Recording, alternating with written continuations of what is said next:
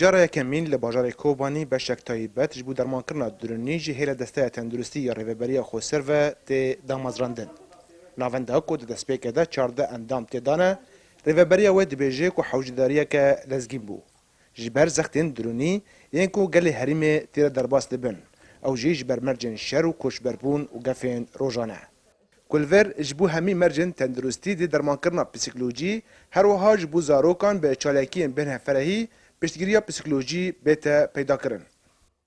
و کاری ما او وگرنی با قسمی ما بنیت زانی ام پر اوارا در بوسپن روشارا تأثیر پر الملات کر لزارون الإنساني مازن ام جيب خاك وقت ام درد كابنا نيف مالا ام پر مشاكل نفسي ديمن يعني حتى مشاكل ما جسدي بكون سبب خوا نفسنا يعني ملاتي ما پر شاكر بيرا تشبي ضغط بيرا تشبي حتى زاري تدناري داري كشان مالا دبي زاري مني بري عكسه واش بوش ناطيه كي تشتكي دار بوسبي سواء كوش باريو مره او عينها ام تيرارا او حر دقه بك تركي لي خلي نخ الا تاثير الجيش كل استنرادك قلق استنراد شركه توتر حتى مشكله مازن جدي يمكن باكتئاب يمكن بركاسي صدمان دخوي سبي وهوي ما دي هيرودا وكاري ما پر مهمه وخاصه جنها ام عددون دي بنا بركاسته ام تندنر بيني تختور جلدار وساكنه سبي وهوي ما قسمه واكر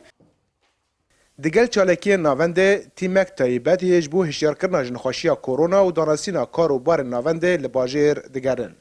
او یکجی جبلی کسین توشبوی کرونا پشتگیرین دورنیج تایبت جبو وان دریا شوپاندن و سردان روزانه تی پیشکش کرن. داکو قوناخ نخوشی درباس بکن.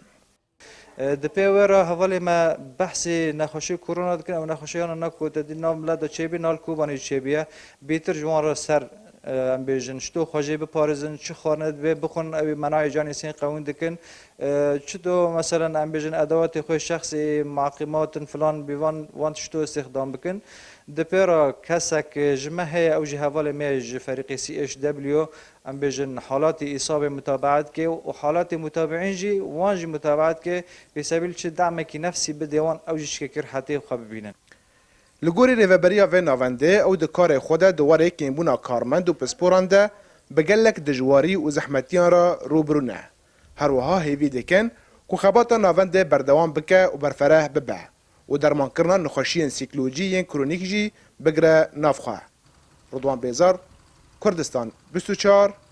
کوبانی.